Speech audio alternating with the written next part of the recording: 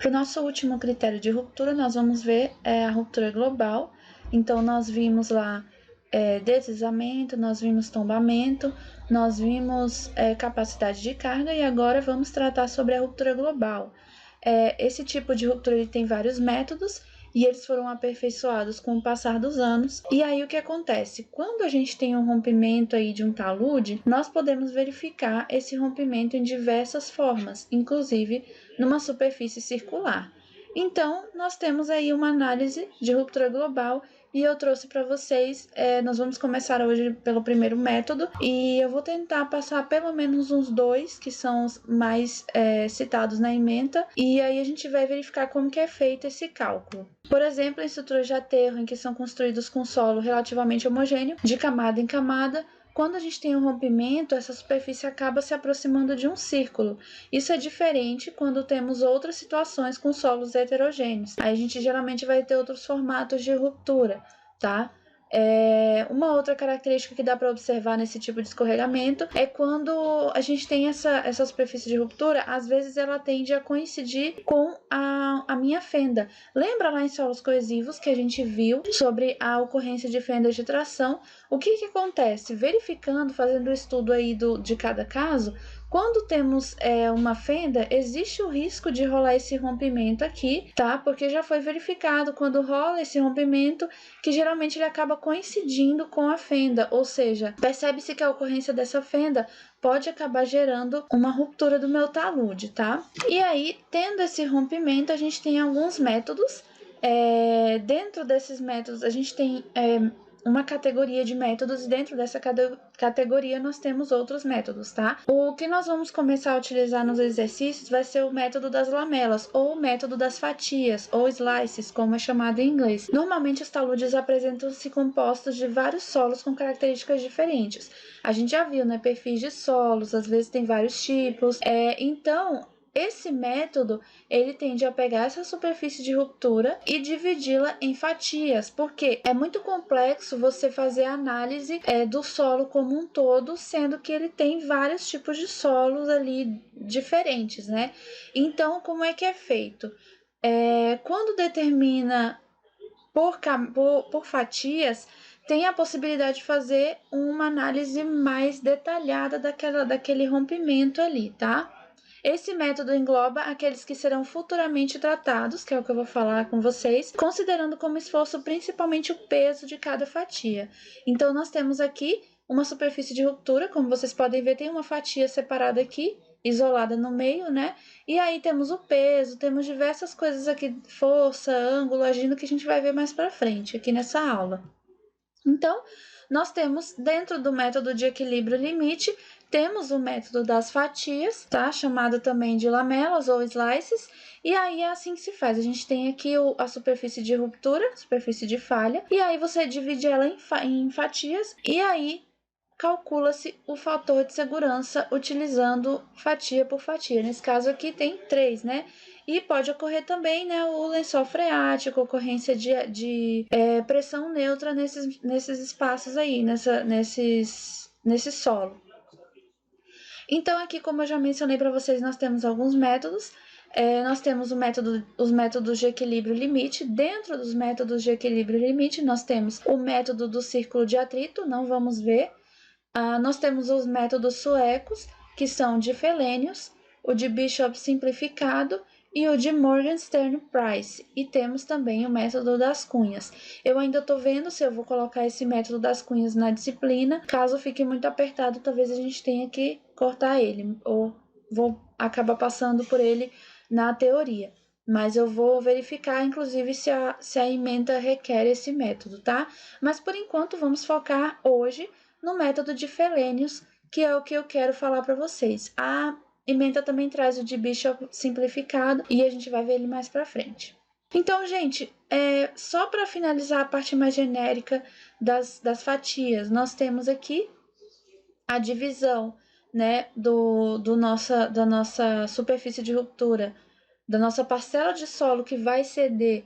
Nós temos essa divisão em fatias. Sobre essa fatia, nós temos diversas forças, nós temos ângulos, nós temos inclinação, nós temos diversas coisas. Principalmente temos o peso e principalmente nós temos forças agindo na lateral também de cada fatia, ok? Então, nós temos o método sueco, que vai envolver o equilíbrio de peso com a pressão neutra, e aí essas duas forças laterais, que uma vem tangenciando, que é o X, e o E que vem aqui normal, a lateral da fatia.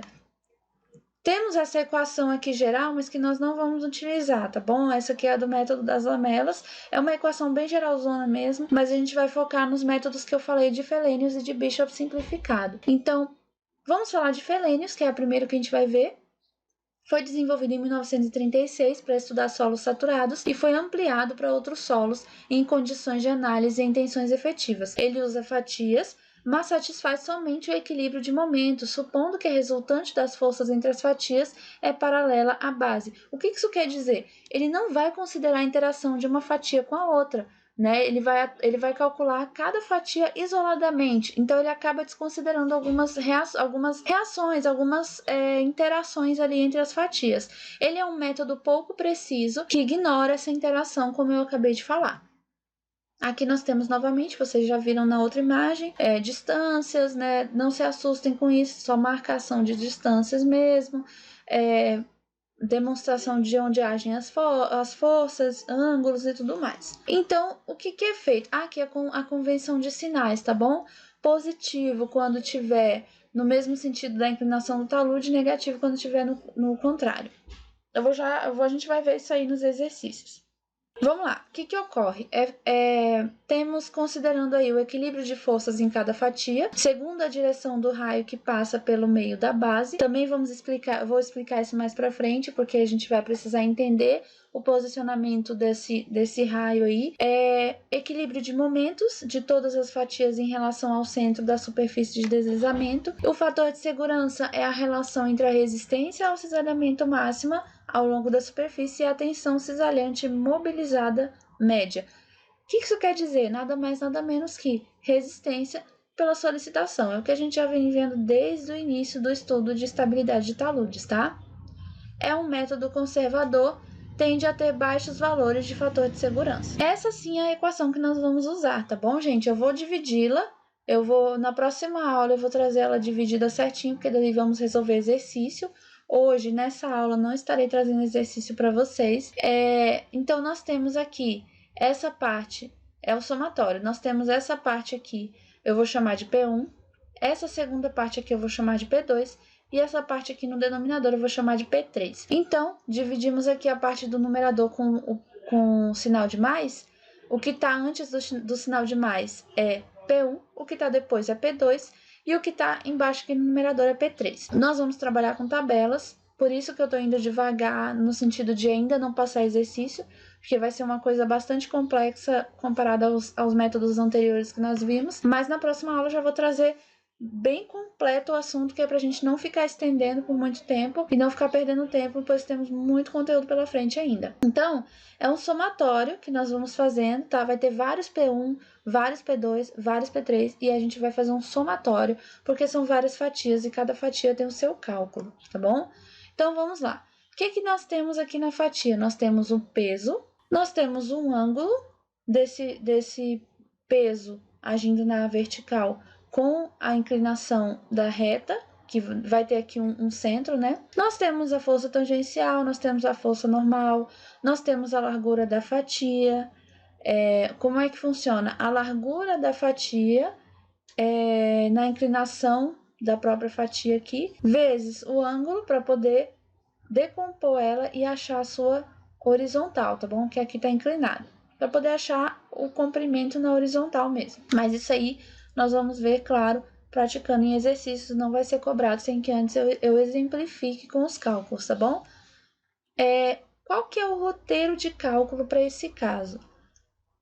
Arbitra-se uma superfície de ruptura. O que isso significa? Você vai pegar o projeto do talude ali na transversal e vai arbitrar, vai definir uma superfície onde pode ocorrer a ruptura. Vai dividi-la em fatias, de preferência com comprimentos idênticos. É recomendado que se utilize fatias mais ou menos do mesmo tamanho, da mesma largura, pelo menos. Medir a largura de cada fatia e o ângulo entre a horizontal e a corda de cada fatia.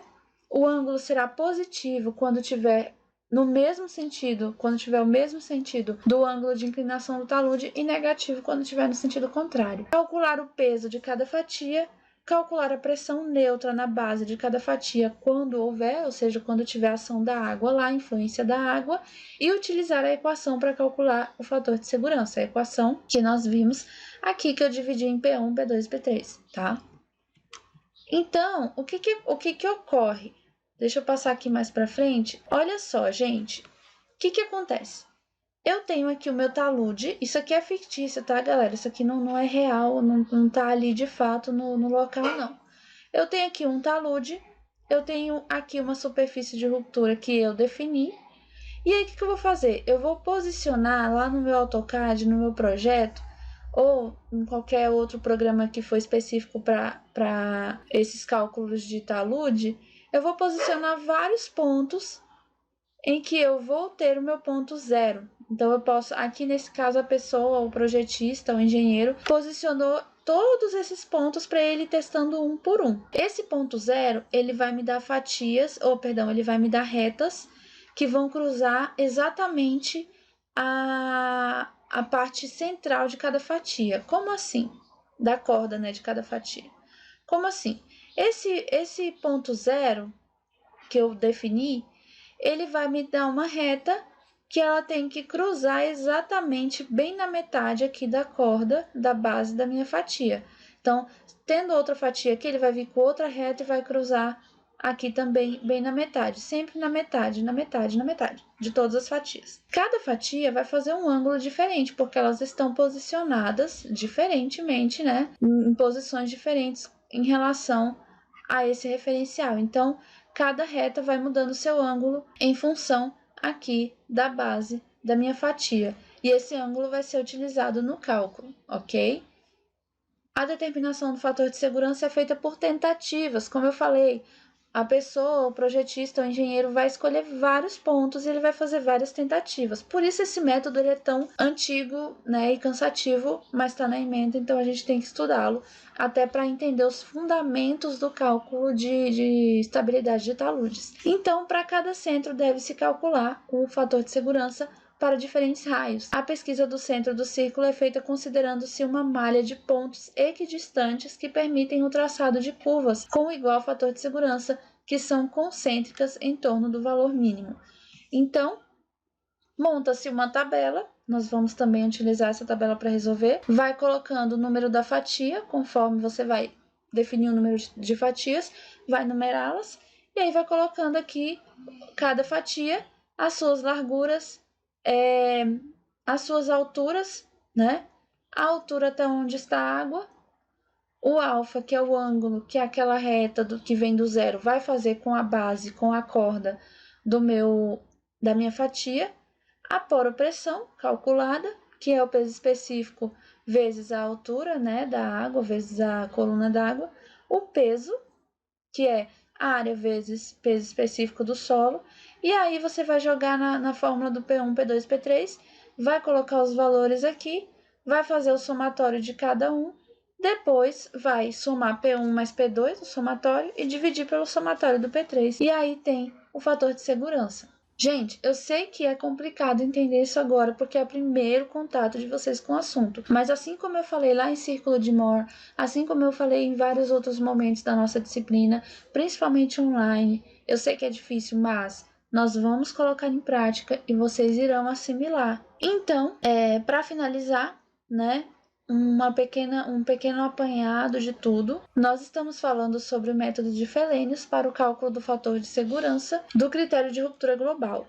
Nós estamos utilizando fatias, então cada fatia vai ter as suas características, cada fatia vai ter a sua largura, vai ter a sua altura, vai ter o seu ângulo com a reta que vem do centro, que foi escolhido, que foi arbitrado, e aí todas essas informações eu vou utilizar aqui nessa equação. Inclusive também tá a coesão do solo, caso ele seja coesivo. Se ele não for coesivo, ele vai acabar zerando todo o P1, mas aí a gente vai ver todos os casos, tá? E aí nós vamos trabalhar com o ângulo de atrito interno do solo, nós vamos trabalhar com o ângulo de inclinação ali da reta que vem do o ângulo dela com a base, com o centro da base, né? Que é bem aqui, o centro da base da fatia. Nós vamos trabalhar também com o peso da fatia e com a poropressão, caso ela exista, certo, gente? Então é isso. Por agora, é isso que nós vamos trabalhar. Se alguém tiver dúvidas, podem falar comigo no chat no momento de aula.